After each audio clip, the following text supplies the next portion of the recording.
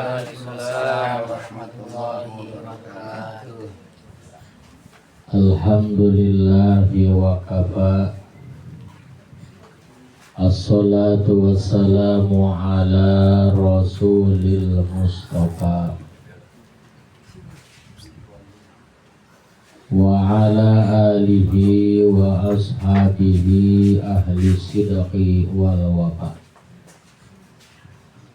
Amma ba'du fasatadhkuruna ma aqulu lakum wa ufawwidu amri ilallah.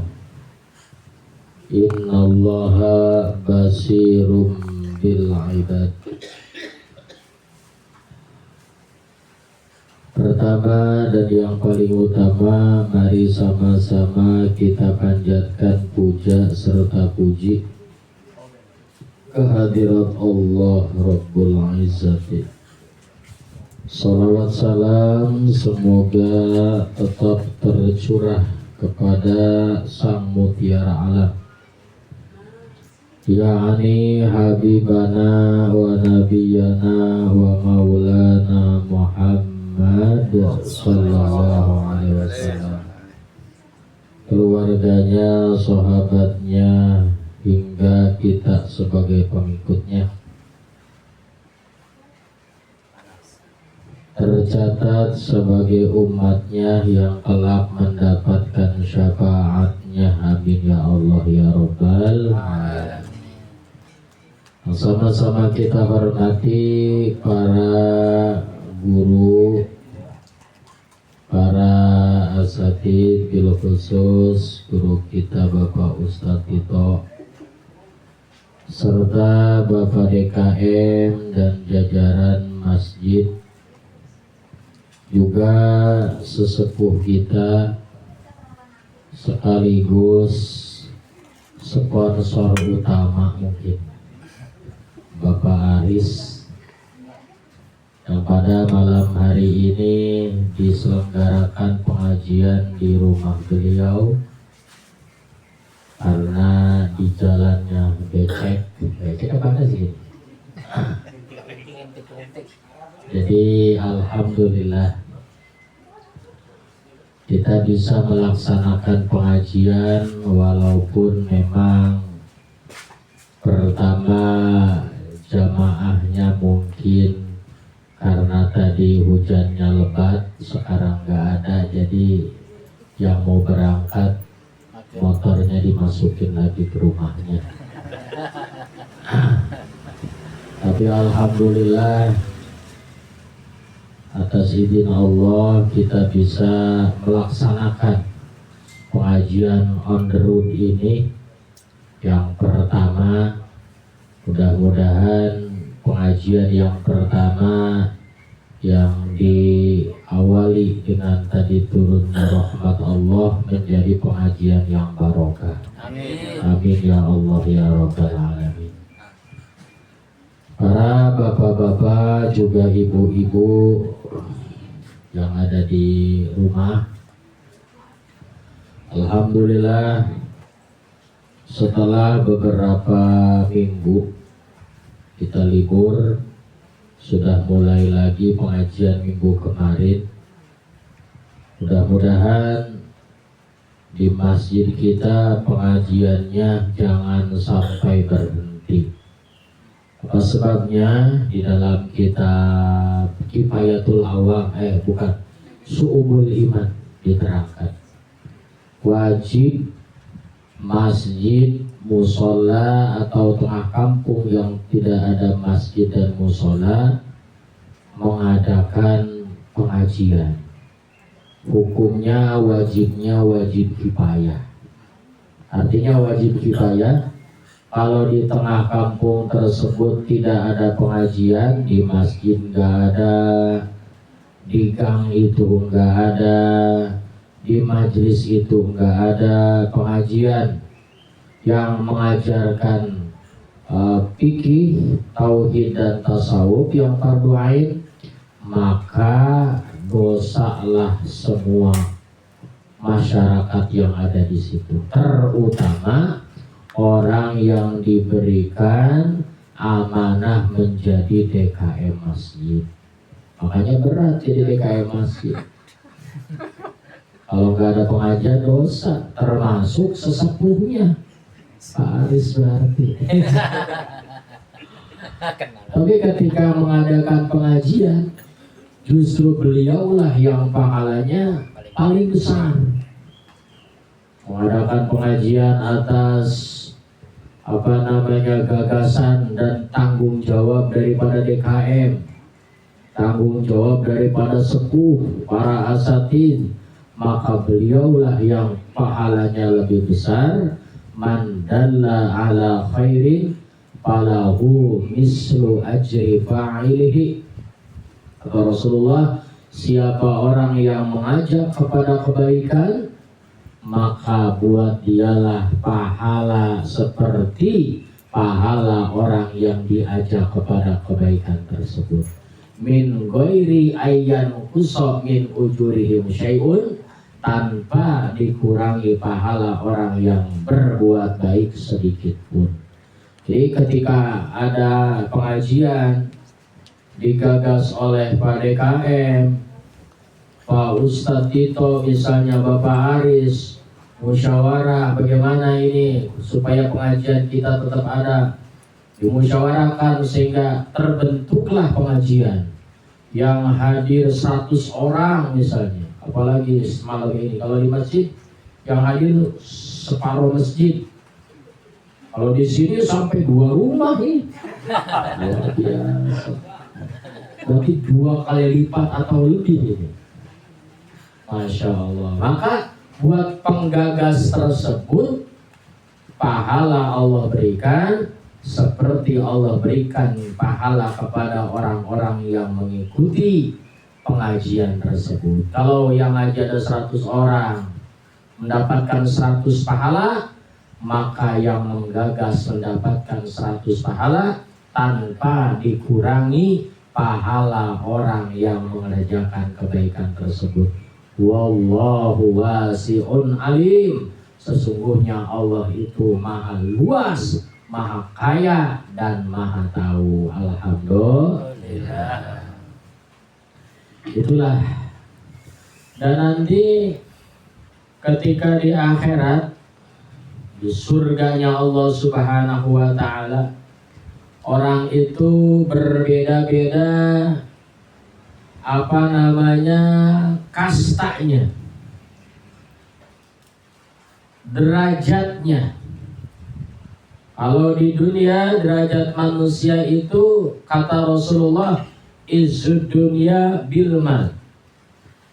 Kegagahan manusia di dunia itu diukur, hampir semua manusia mengukurnya dengan harta. Orang yang punya harta derajatnya seolah-olah lebih tinggi daripada orang yang tidak mempunyai harta. Memang seperti itu nyatanya. Rasulullah pun mengatakan seperti itu. Izzud dunya bil mal. Kalau orang kaya maaf, kadang-kadang salahnya juga benar baik. Orang kaya kentutnya juga kagak bau, orang kaya wangi. Coba-coba orang melarat kentut, buset, habis bang belur. Nah, isu dunia bilmal, di dunia itu gagahnya seseorang diukur daripada hartanya. Wa izzul akhirati, dan kegagahan akhirat bukan terletak pada banyak hartanya waktu di dunia, karena harta tidak ada gunanya di akhirat. Bukan terletak pada pangkatnya, karena pangkat tidak ada gunanya di akhirat. Wa izzul akhirati bisolihil a'mal, kegagahan, kekayaan, pangkat, derajat akhirat itu tergantung dengan banyaknya amal soleh. Maka di dunia ini tempatnya kita bertanam, tempatnya kita mengumpulkan banyak amal untuk nanti kesenangan akhirat, insya Allah. Bahkan kedudukan seseorang di akhirat, artinya apakah seseorang itu nanti akan menempatkan surga atau neraka, sudah ketahuan waktu di dunia. Bagaimana perilaku kita waktu di dunia itu mencerminkan nanti keadaan kita di akhirat. Jadi orang itu udah ketahuan ya. Kita nggak boleh melihat orang lain. Kita lihat diri kita sendiri. Apakah nanti kita termasuk ahli surga? Kalau kita termasuk ahli surga, maka dari sekarang kita gemar, hobi, cinta mengamalkan amalan-amalan ahli surga. Cinta bergaul, ngeriung dengan orang-orang yang mencintai amalan ahli surga. Dan apabila seseorang nanti akan menjadi ahli neraka, maka di dunia pun ketahuan bagaimana cirinya. Dia di dunia senantiasa kumpulnya dengan orang-orang yang mengamalkan amalan ahli neraka, yakni maksiat kepada Allah, menjadi pelaku maksiat dan menjadi orang-orang yang kumpul dengan ahli maksiat. Na'udzubillah summa na'udzubillah. Para bapak, ibu juga rahimakumullah. Makanya ilmu agama itu disebutnya ilmu akhirat. Ilmu akhirat itu bukan artinya ilmu ini nanti dipakainya di akhirat, bukan. Ilmu akhirat berarti dipakainya di akhirat, bukan. Jadi yang dinamakan ilmu akhirat itu ilmu sholat ya dipakainya di dunia, tapi itu sholat nanti akan ketemu fadilah, pahala, upah, ganjarannya di akhirat. Termasuk ngajinya juga mendapatkan pahala, mendapatkan ganjaran. Pahala dan ganjarannya itu nanti akan kita temukan di akhirat, insya Allah. Jadi untuk derajat kita nanti di surga, memperbanyak amal dari sekarang. Jangan sampai nanti di surga kita menjadi orang yang miskin. Masuk surga mah alhamdulillah, kata Rasulullah, kullu ummati yadkhuluna jannah, semua umatku akan masuk surga. Ini luar biasa ini. Umat lain gak ada yang seperti itu. Illa man aba, kecuali orang yang gak mau. Wa may ya'ba ya Rasulullah, siapa orang yang gak mau ya Rasul? Man ata'ani dakhala jannah wa man asani faqad aba. Siapa orang yang taat ikut nurut sama saya, kata Rasul, maka dia masuk surga. Dan siapa orang yang bermaksiat, tidak taat, tidak nurut sama saya, faqad aba, berarti dia gak mau masuk surga. Jadi umat Rasulullah itu mendapatkan kuota terbanyak masuk surga. Bahkan Rasulullah itu menganjurkan buat umat-umatnya itu memperbanyak anak. Pak Ustadz Tito, kata Rasulullah, perbanyak anak. Karena apa? Karena nanti aku di akhirat akan berlomba-lomba, berlomba-lomba banyak umat dengan nabi-nabi lain. Jadi Rasulullah nanti dengan nabi lain itu berlomba-lomba siapa yang paling banyak umat. Makanya jangan mau nih besok ada wacana di Kebiri seperti itu. Ya. KDM tuh ya. Siapa yang pengen bansos harus mau di KB vasektomi apa tuh. Jadi Kebiri itu laki-laki ganti yang di KB. Jadi nggak bisa punya anak. Wah saya emang nggak mau Pak itu Pak. Duit 600.000 ditukar sama Kebiri. Waduh. Mau ya jangan, itu bertolak belakang itu. Rasulullah nggak suka seperti itu. Nggak suka.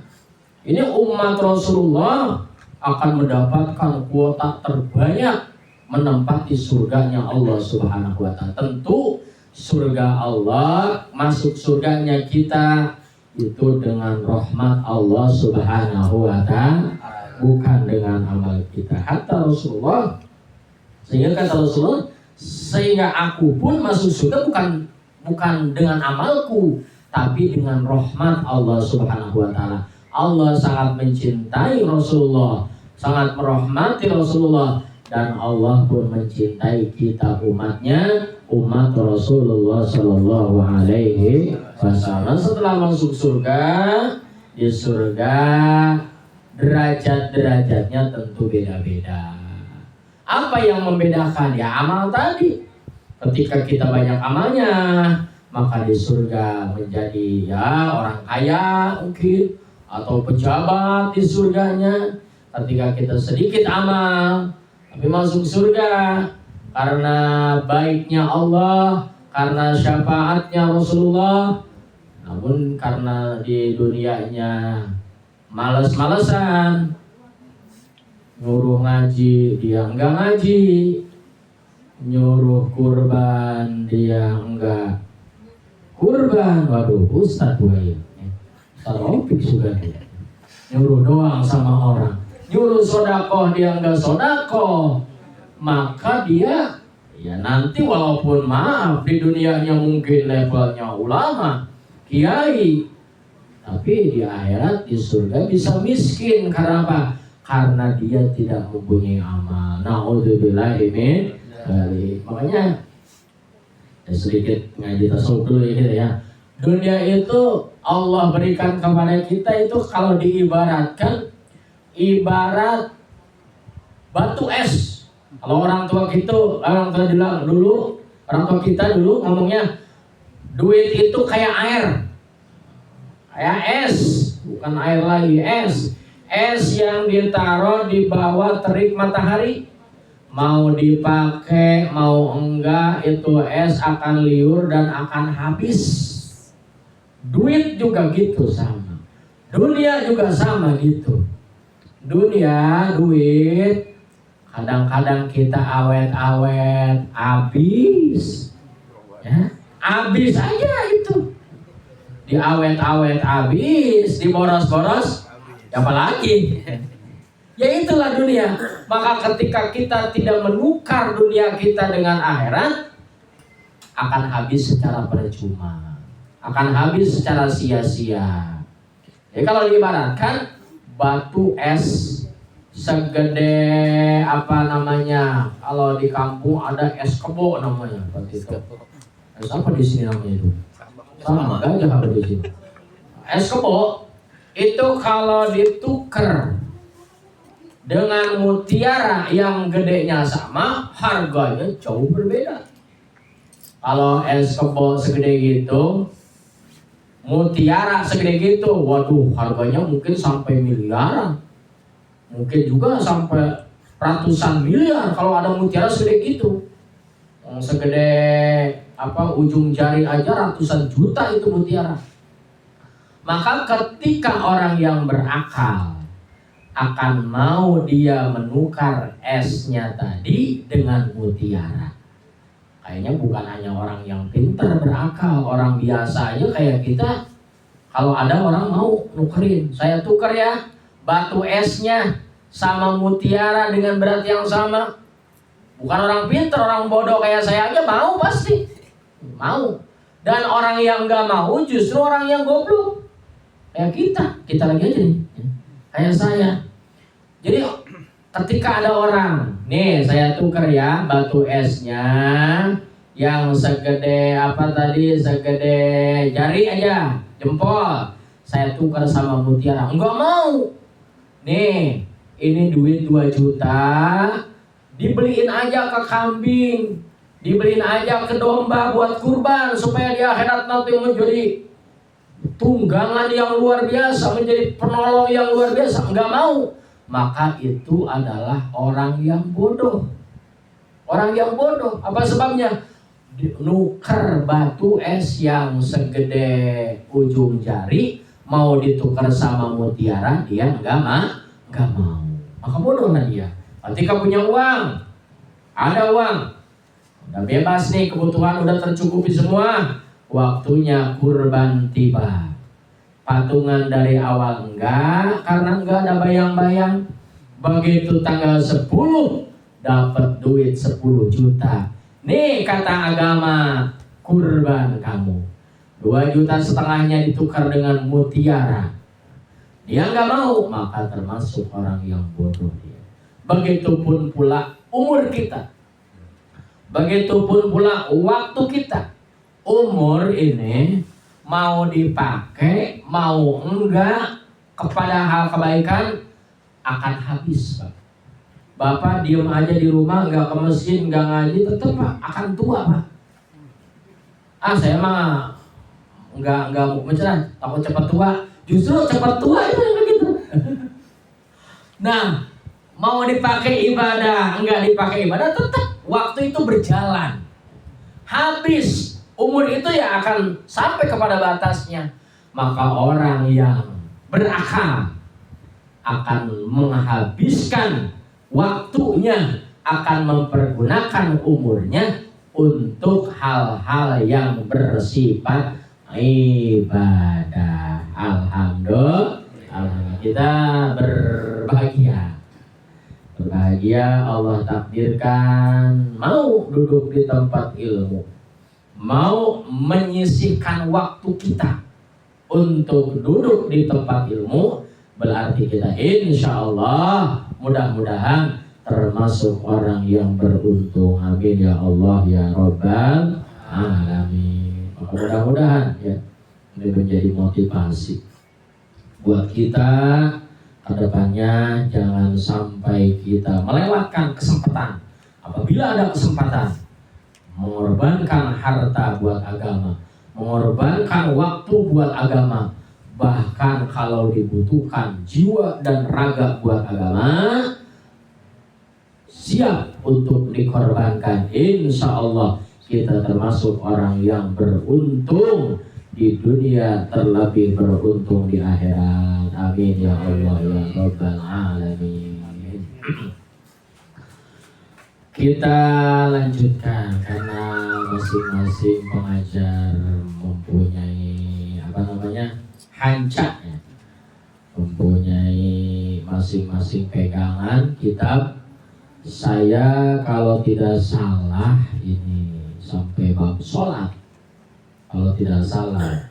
Yang selalu hafal di pengajian itu Pak Aris. Kalau yang lain pada nggak hafal. Beliau itu apa itu? Bab itu. Beliau itu hafal. Malah saya sendiri lupa. Nah, ini kalau tidak salah babnya, pasalnya pasal tentang sholat. Bismillahirrahmanirrahim. Arkanus sholati sab'ata asyara. Di sini akan membicarakan rukun sholat. Di sholat itu Pak ada yang namanya rukun, ada yang namanya sunnah. Kalau rukun ta'rifnya ma yatawaqqafu sihhata sholati wa huwa juz'un minha. Perkara pekerjaan yang menentukan sah dan tidaknya sholat, dan pekerjaan perkara tersebut adanya di dalam sholat. Itu takrif rukun kalau di dalam kitab Fathul Qorib. Tapi kalau di dalam kitab Riyadul Badi'ah beda istilah namun maknanya sama. Ma wajaba wan qata'a, itu di dalam Riyadul Badi'ah. Perkara yang wajib dan putus-putus. Kembali takrif pertama, perkara yang menentukan sah dan tidaknya sholat, dan perkara tersebut ada di dalam sholat, di dalam Fathul Qorib. Namanya rukun, menentukan sah dan tidaknya sholat, dan perkara tersebut adanya di dalam sholat. Seperti takbiratul ihram. Takbiratul ihram itu membacanya itu rukun. Menentukan kalau orang nggak takbir nggak sah sholatnya. Dan kalau di lebih dalam lagi, rukunnya rukun qauli, rukun bangsa ucapan. Jadi mohon maaf kalau ada orang takbiratul ihram nggak kedengeran, karena syarat rukun qauli itu wa ayyusmi'a nafsahu, harus terdengar oleh dirinya sendiri.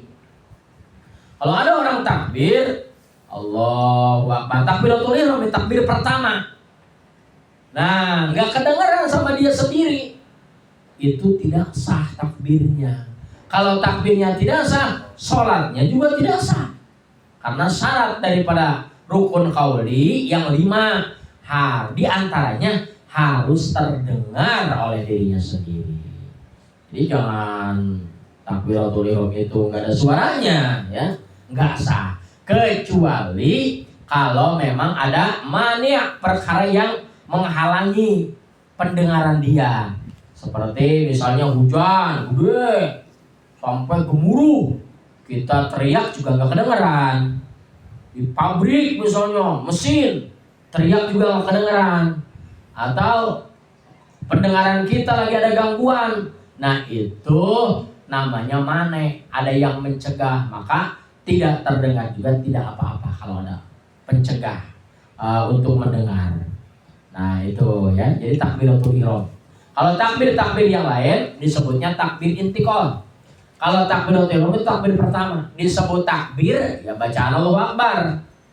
Disebut ihram itu takbir yang mengharamkan sesuatu yang halal. Tadi sebelum sholat kita makan halal, setelah takbir haram. Lah kan saya makanan saya bukan boleh nyuri Pak Ustaz. Ya haram kalau udah takbir. Masa udah takbir makan risol? Ya. Kalau udah takbir udah, nanti kalau udah selesai sholatnya jadi halal lagi. Nah itu disebut takbiratul ihram. Ihram itu seperti itu ya. Takbir itu Allahu Akbar. Kalau ihram itu yang tadinya halal menjadi haram setelah dia mengucapkan takbir. Kalau takbir lain disebutnya takbiratul intiqal. Intiqal itu perpindahan dari gerakan satu ke gerakan yang lain, pindah. Pindahnya jangan diem aja, bacalah Allahu Akbar. Jadi sholat itu nggak ada nganggurnya, diemnya bebacaan, nggak baca juga kalau jadi makmum ngedengerin imam. Kemudian geraknya juga ada bacanya juga, jadi nggak ada nganggurnya. Jadi lisan kita itu ibadah terus-terusan, itu sholat. Makanya sholat itu adalah ibadah yang paling utama. Dibandingkan ibadah yang lain, sholatlah ibadah yang paling utama. Sholat ibadah yang paling utama. Nah kemudian di dalam sholat ini juga kumpul ibadah-ibadah lain. Semua ibadah kumpul di sholat. Yang rukun Islam yang ada 5 itu selain sholat berarti 4. Semua ada di sholat. Syahadat ada di sholat. Ada nggak syahadat di sholat? Ada. Kemudian zakat ada di sholat, zakat.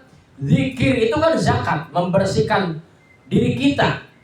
Zakat itu kan membersihkan harta. Zakat fitrah membersihkan badan kita. Zikir membersihkan diri kita daripada dosa-dosa. Di sholat ada zakat. Puasa, di sholat ada puasa nggak? Ada, tapi nggak sahur kan? Nah, ya. Di sholat ada puasa. Haji ada haji. Ihram itu kan haji. Nah, maka sholat ini adalah ibadah yang paling utama. Tidak ada lagi cara yang paling paling efektif taqarrub kepada Allah kecuali dengan banyak mengerjakan sholat. Taqarrub yang paling utama adalah mengerjakan sholat. Sebab di sholat itu kumpul ibadah badan, ibadah hati, ibadah lisan, ada semua di sholat. Nah, makanya sholat ini ibadah yang luar biasa. Kalau para aulia, Pak, para wali-wali Allah itu sholat malam paling sedikit itu 300 rakaat. Bahkan ketika kita ingin menjadi kekasih Allah, ingin menjadi wali Allah, ya di antara amalannya, thariqah perjalanan ingin menjadi seorang wali itu, jangan meninggalkan sholat malam, jangan kurang dari 300 rakaat. Satu malam, Pak. Satu malam 300 rakaat. Kita ngedengarnya aja udah bingung. Belum sholat belum ngedengarnya doang. Masya Allah. Bahkan para sahabat itu sholat itu semalam itu sampai 1000 rakaat. Apalagi Rasulullah, waduh ya, sampai bengkak ya kaki beliau. Karena apa? Karena sholat. Di sini jangan ada nggak yang bengkak kakinya? Ada, tapi bekas kena paku kayaknya. Masya Allah. Kurang ya namanya. Nah itu. Bahkan para wali ada di dalam kitab hikam kalau tidak salah. Ini saking enaknya para wali itu sholat, sehingga Rasulullah mengatakan ju'ilat qurratu aini fi sholat. Aku itu dijadikan oleh Allah kesenangan hidup itu di dalam sholat.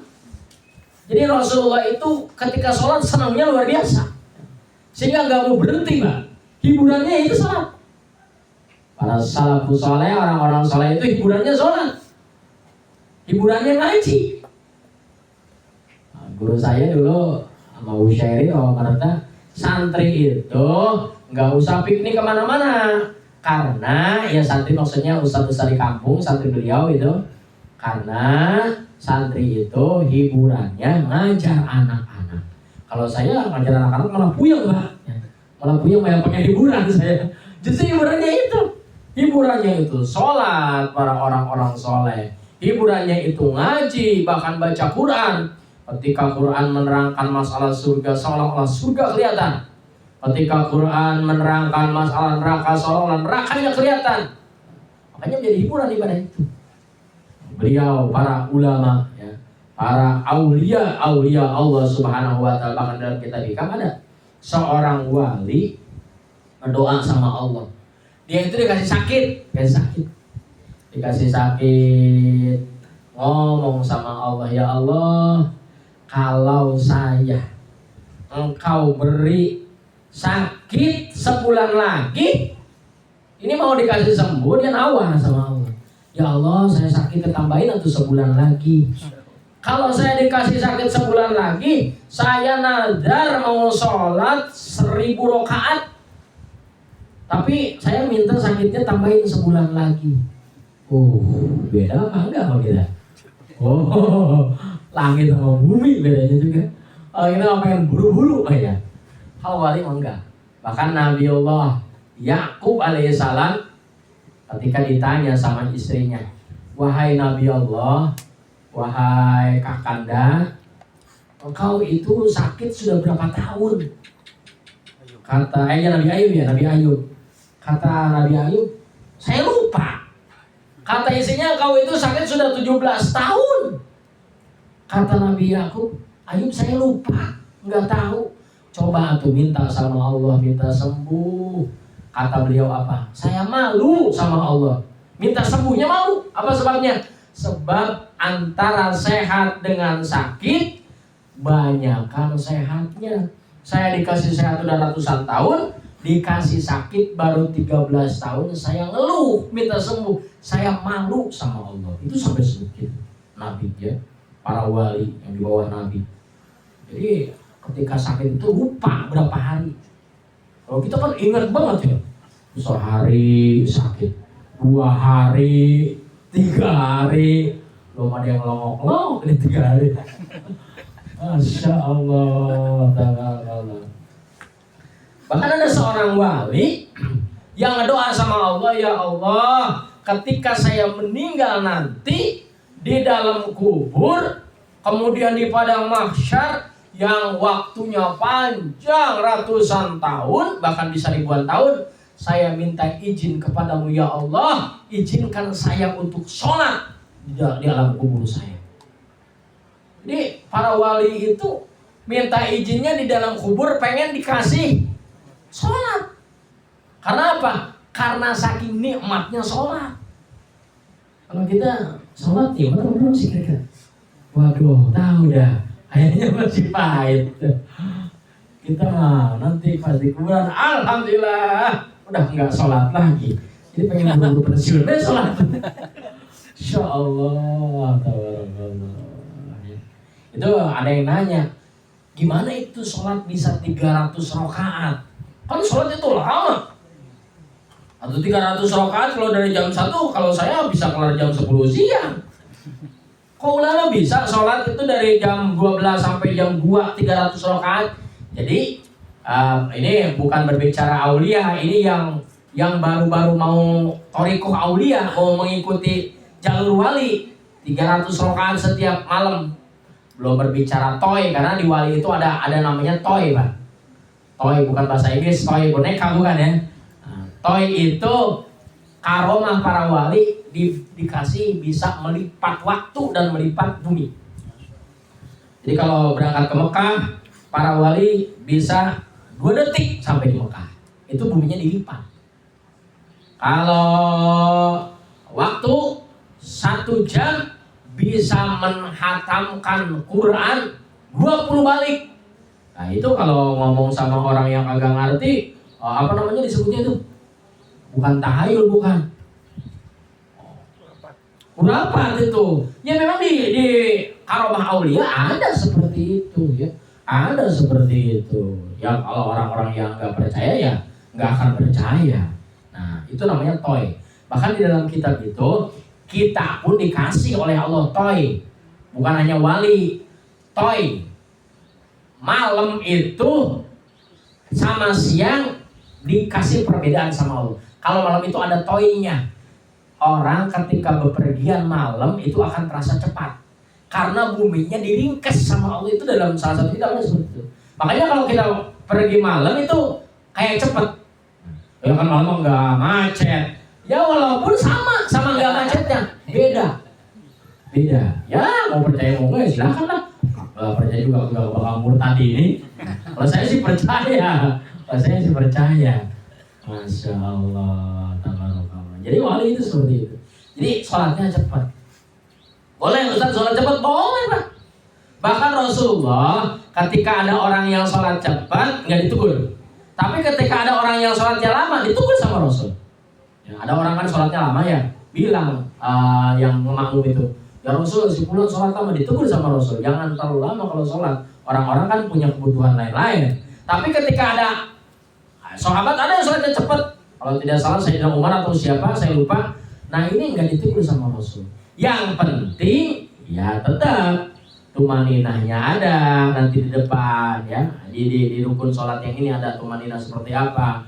Kemudian bacaan yang wajibnya dibaca tetap boleh. Bahkan sholat cepat itu Pak, di antara trik kita supaya bisa khusyuk sholat ya cepat, sholat cepat. Sholat cepat itu di antara cara supaya bisa khusyuk. Ya kalau orang sholat ya lambat, misalnya imam lambat. Oh imamnya baca rakaat pertama Al-Kahfi misalnya ya. Rakaat kedua Al-Imran, waduh itu makmum itu traveling Pak bikinnya Pak. Kemana-mana itu. Udah ada di kampung, balik lagi kemari. Ya belum kelar juga itu imam. Ganti dah kita ke Amerika. Itu kemana-mana jadinya. Coba kalau cepat nggak sempet. Baru mau main tapi Tegal Danas, imam buru ruku, balik lagi dah kita. Jadi kalau sholat cepat itu nggak sempet pikirannya goplah, nggak sempet kemana-mana. Nah itulah caranya sholat cepat. Ya tapi jangan cepet-cepet banget ya. Iya kayak di YouTube. Ya kalaupun memang cepat ya seperti di mana tuh Pak Tito yang sholat cepat itu di Jawa. Ada yang cepat banget ya. Ya kalau memang tumaninahnya ada ya sah-sah saja. Jadi kita tidak bisa memvonis tidak sah sholatnya, tidak bisa. Kalau memang tumaninahnya ada, tumaninah itu cuma sedetik, ruku sedetik, diamnya sedetik, tidak diamnya sedetik, sah. Walaupun nggak dibaca, ya itu kan sunnah bacaan. Yang wajib kan cuma 5. Fatihah, takbir, Fatihah, tahiyat, sholawat, salam, rukun qauli, yang wajib dibaca itu.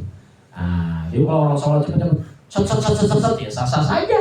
Kalau imamnya ngerti mah, ya beda kalau imamnya nggak ngerti, mereka bubar.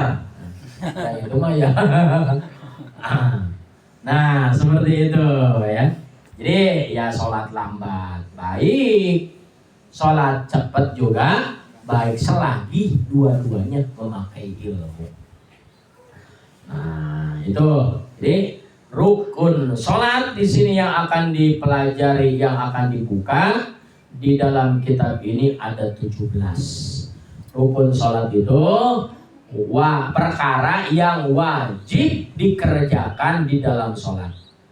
Kembali lagi, yang wajib dikerjakan di dalam sholat itu ada dua. Ada rukun, ada sunnah. Kalau rukun, wajib rukun mah. Kalau nggak dikerjakan, batal sholatnya. Bahkan kalau lupa kita, rukun lupa nih. Misalnya, rakaat pertama nggak ruku. Rukun itu kan ruku. Nggak ruku. Langsung sujud. Banyak pikiran mungkin dia sholat. Allahu Akbar, aduh tanggal 11 besok mobil udah waktunya bayar, listrik, pulsanya udah. Nah, banyak pikiran nih. Enggak ruku sama enggak tidak langsung sujud ya tuh. Sholat sendiri langsung sujud. Berarti enggak ruku sama enggak tidak. Belum ingat lagi sujud belum. Duduk belum ingat juga. Pas sujud kedua baru ingat, ya Allah, saya nggak ruku sama nggak tidak. Bagaimana itu? Maka dari sujud kedua itu dia kembali lagi berdiri. Kemudian dia ruku, nutupin yang tadi lupa. Kemudian dia i'tidal dan kembali sujud duduk sujud kedua. Kan sujud duduk sujud kedua kan udah perkara ar-ruknu al-arkanu, rukun-rukun yang sudah dikerjakan sesudah mengerjakan perkara yang dia lupa, itu layuh sabu, jangan dihitung. Sujudnya udah, duduknya udah, sujud keduanya udah. Tapi tadi kita ruku sama i'tidalnya belum, maka susul lagi, berdiri lagi kita ruku sama i'tidal, kemudian sujudnya dikerjain lagi karena itu enggak terhitung. Jangan dibatalin sholatnya. Aduh, saya enggak ruku, batalin dosa malahan. Kalau dibatalin malah jadi dosa. Itulah harus pakai ilmu. Itu kalau rukun. Bagaimana kalau sunnah? Nah, kalau sunnah beda. Sunnah itu terbagi dua. Ada sunnah abad, ada sunnah hayat. Kalau sunnah abad ada dua, satu tahiyat awal, dua kunut subuh, ya. Kunut subuh, sunnah abad. Nah ini sunnah abad manakala ditinggalkan, baik sengaja ataupun lupa, tidak sengaja, maka sunnah ditambal dengan sujud sahwi. Jadi ditambal sujud sahwinya pun hukumnya sunnah. Jadi sujud sahwinya juga nggak wajib, enggak. Pengen sempurna sholatnya nih pahalanya, tambah sama sujud sahwi. Udah enggak, pengen buru-buru nih sholat subuh ngantuk banget, udah nggak sujud sahwi lagi dah, udah buru-buru, ya nggak apa-apa, artinya tetap sah sholatnya. Itu, ya itu sunnah abad. Kemudian tapi penyebab sujud sahwi itu bukan itu doang ya. Penyebab sujud sahwi itu meninggalkan sunnah abad itu mengharuskan sujud sahwi, harus di sini sunnah juga ya hukumnya. Tapi penyebab sujud sahwi bukan hanya itu.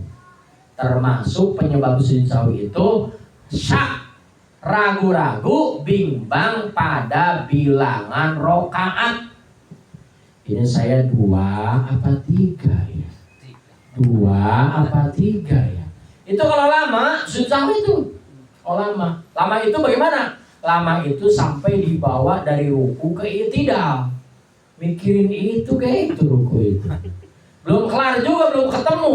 Sampai i'tidal. Udah, kalau udah lama begitu, putuskan segera. Apa yang diambil? Yang diambil bilangan yang lebih sedikit. Kalau bimbang 2 sama 3, yang diambil 2. Karena sebelum 3 juga 2 dulu. Udah pasti itu, Pak. Betul nggak, Pak? Pasti itu, Pak. Di mana-mana juga begitu. Sebelum 3 ya 2. Ya iya. Kalau udah 2 diambil, udah jelas benernya. Kalau kita ambil 3, ya kalau 2 gimana? Kurang dong. Makanya ambilnya yang sedikit. Maka kalau lama tuh, apanya tadi bimbangnya, syaknya, ragu-ragunya sujud sahwi. Kalau sebentar baru ruku 2 apa 3? Oh iya 2. Nah udah nggak usah itu. Itu penyebab sujud sahwi. Jadi bukan hanya sunnah abad. Namun sunnah abad manakala ditinggalkan baik sengaja ataupun tidak, sunnah sujud sahwi. Sujud sahwi itu sebelum salam. Sebelum salam kita sujud dulu 2 kali, diselang sama duduk antara 2 sujud. Kemudian setelah sujud kedua langsung salam. Enggak boleh bebacaan lagi. Enggak boleh baca tahiyat, baca apa, langsung salam. Kalau bebacaan lagi bahkan batal sholatnya. Nah, gitu ya. Kemudian sunnah hayat itu ya tasbih Pak. Tasbih ruku, tasbih sujud, doa sujud, itu masuknya sunnah hayat. Bahkan baca Allahu Akbar kabiro, doa iftitah, surat setelah Al-Fatihah, itu masuknya sunnah hayat.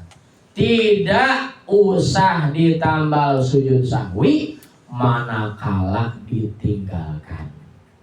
Jadi di dalam sholat itu ya ada dua kerjaan. Pertama pekerjaan yang wajib rukun, kedua pekerjaan yang sunnah. Sunnah kebagi 2, sunnah abad sama sunnah hayat. Nanti di sholat kerjaannya kebagi 3. Ada rukun qalbi, ada rukun qauli, ada rukun fi'li. Puyeng aduh, kudu pakai papan borin. Bang, ngaji mah yang wajib mah hadirnya, gak bisa juga gak apa-apa. Itulah dalil orang yang males mikir. Ngaji mah wajibnya hadir, gak bisa juga gak apa-apa. Nah, ente kebluk, mau mikirin ngaji nih Pak. Mikirin ngaji susah. Tadi ingat rukun sholat, ada sunnah hayat, sunnah abad, kemudian dibagi 3 lagi. Mikirin ngaji itu menghapuskan dosa yang tidak terhapus oleh sholat, oleh puasa, oleh zakat, oleh haji sekalipun. Ada apa dosa yang seperti itu? Ada dosa yang seperti itu. Dosa apa? Wallahu alam, nggak tahu. Rahasia Allah itu. Jadi ada satu dosa yang nggak bisa terhapus oleh sholat, puasa, zakat, bahkan haji. Ya mungkin ketika mengerjakannya kita itu dengan sukacita, senang ngerjainnya, itu bahaya itu. Dosa dikerjakan dengan senang hati, itu susah dimaafkannya semua. Apa dengan takabur, sombong? Itu dosa yang kalau kotoran mah kotoran yang membandel itu. Nggak bisa dibersihin sama rinso, attack, harus pakai bom atom. Pakai atom, bomnya bukan bom biasa. Ya susah itu. Kalau laundry yang mahal. Gitu ya. Kecuali dosa tersebut terhapuskannya dengan pusingnya mikirin ngaji. Ya Allah, saya puyeng amat tadi ngaji. Nggak ketemu, pengen bisa. Sampai nanya ke teman saya juga sama puyeng. Ini luar biasa ini. Pada puyeng semua. Puyeng mikirin ilmu. Luar biasa. Dosa-dosanya Allah hapus. Tapi yang nggak mikirin, bodo amat tuh. Itu nggak dihapus dosanya enggak. Makanya kalau santri-santri pada puyeng ngaji. Puyeng ngaji. Makanya bapak kalau punya anak di pesantren, jajan mulu, Pak, makan mulu, itu memang capek Pak. Antara capek kerja sampai capek mikirin ilmu itu beda. Capean mikirin ngaji Pak, sama mikirin, ada teman saya, gua capek banget mikirin ngaji. Capek gimana maksudnya? Pengen bolos ketahuan mulu katanya. Nah, ada lagi yang bisa menghapus dosa yang tadi itu dengan susahnya mencari ma'isyah, mencari penghidupan yang halal. Susah banget mikirin ini buat usaha, susah, kesini kesitu susah. Nah susahnya itu Allah ganti dengan dihapusnya dosa-dosa kita. Alhamdulillah. Nah itu ya, itu saja mungkin ya penjabaran yang lebih detail nanti insyaallah di masjid. Ini baru sekilas ya tentang rukun sholat, karena memang waktunya ini sudah jam berapa? Iya loh, 50 ini. 50 menit ini saya. Harusnya kadang-kadang jam 20.30 ini 50. Dan segitu aja ya obrolan kita pada malam hari ini. Ya mungkin nanti kalau ada pertanyaan ya 1-2 silahkan nanti kita pecahkan bersama. Allahu a'lam bishawab. Nggak ada. Pak Aris mau tanya monggo. Lagi bikin pertanyaan, berarti dihapus dosanya. Kalau misalnya imam kejadian ini ada lupa nggak itidal nggak ruku, makmum juga sama lupa juga misalnya, kemudian ngelakuin apa yang tadi disebutkan, wah, langsung berdiri kan. Nah di belakang imam harus tes mana tuh, kalau mungkin nggak paham imamnya nggak paham, mungkin juga makmumnya juga nggak paham, jadi Imam yang ikut solusinya saja kayak gitu ya. kayak gitu. Misalnya kalau kejadian Iya. seperti itu. Kalau misalnya makmumnya cuma 1 ya mungkin bisa lupa dua-duanya. Tapi kalau makmumnya banyak nggak mungkin semua lupa ya. Kalau makmumnya ada 3, 4 ya mungkin yang ikut imam lupa, sama-sama kompak lupa. Nah yang lain kan enggak, maka yang lain lah harus subhanallah. Terus imamnya nggak bisa tuh malah ngebatalin sholat. Ya makanya imam itu dipilih daripada golongan yang tadi itu, yang makmum, siapa yang paling tafakuh fiddin, siapa orang yang paling ngerti dalam urusan agama, gitu ya. Ya minimal yang ngaji lah ya, bukan ustadz juga. Tahu, saya juga tahu ngaji, cuman saya kan bukan ustadz. Ya patokannya bukan hanya ustadz kalau nggak ada. Kan di Riyadul Badiah itu ada apa? Memilih imam sholat terutama ya. Pertama yang pilih yang qori. Qori itu pandai membaca Fatihah. Jadi Fatihah apa patokannya? Kalau surat-surat itu silahkanlah ya. Ada yang banyak, ada yang sedikit, Fatihah patokannya. Kemudian dua-duanya ini orang bagus semua Fatihahnya.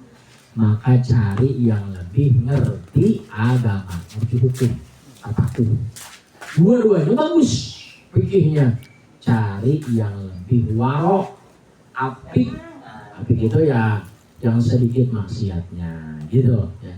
Dua-duanya juga warok, maka udah singkat aja, cari yang udah nikah. Kalau yang belum nikah, mendingan yang udah nikah, gitu. Kalau memang dua-duanya. Tapi kalau ini belum nikah, tapi lebih tafakkur, lebih ahli fikih. Ini yang udah nikah, nggak terlalu, maka yang diduluin yang fikihnya. Seperti itu ya, Ustaz ya. Udah cukup ya Pak? Doa dulu ya, doa penutup. Allahumma sholli ala sayyidina Muhammadin bil awwal wal akhir. Salim radhiyallahu ta'ala an kulli sahabati Rasulillah ajmain. Allahumma inna nas'aluka ilman nafi'an wa amalan mutaqabbalan wa rizqan wasi'an la yu'adzibu alaih. Rabbana atina fid dunya hasanah fil akhirati hasanah wa qina adzabannar. Walhamdulillahi rabbil alamin. Assalamualaikum warahmatullahi wabarakatuh. Waalaikumsalam warahmatullahi wabarakatuh.